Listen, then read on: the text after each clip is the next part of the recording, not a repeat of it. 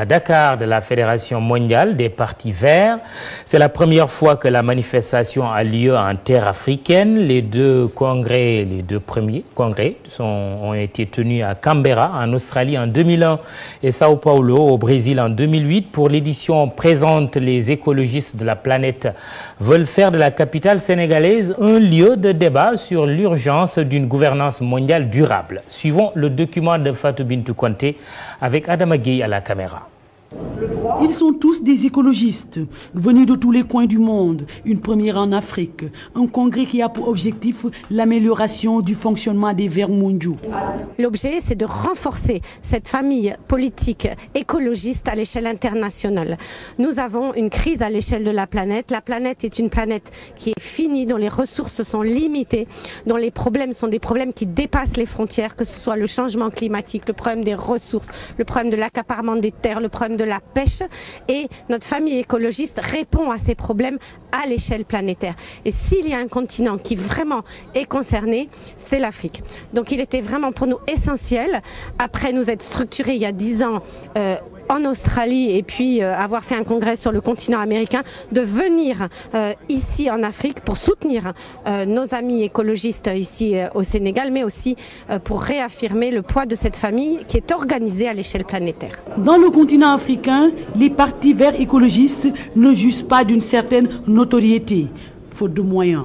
Nous, en Tunisie, on a fait une petite expérience, on a créé un parti vert qui s'appelle Parti Tunisie Verte, et c'est exactement le même problème qu'on rencontre en Tunisie et en Afrique.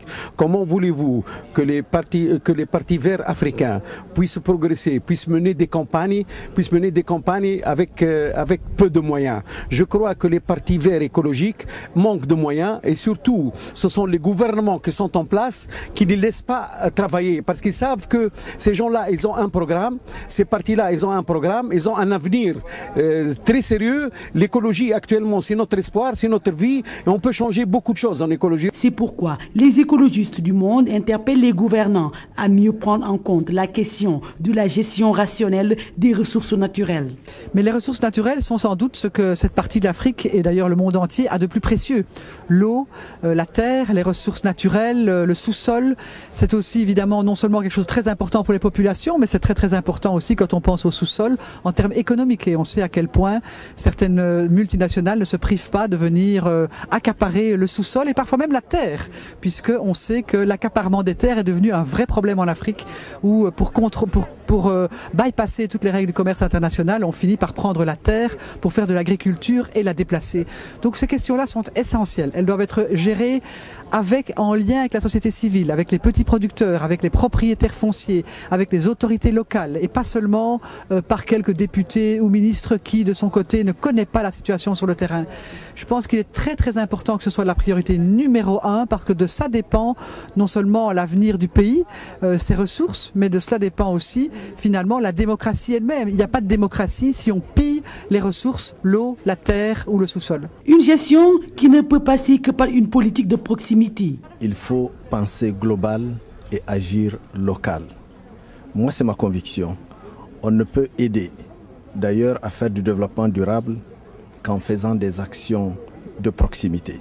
Parce que comme on le dit, le local est par définition la proximité.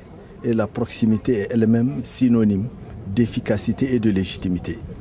Cet événement qui réunit les différents partis verts venus d'Afrique, d'Europe, d'Amérique et des autres contrées sera un moment d'échange, de diagnostic entre ces amis de la nature qui aspirent toujours à se positionner dans des instances décisionnelles. Et nous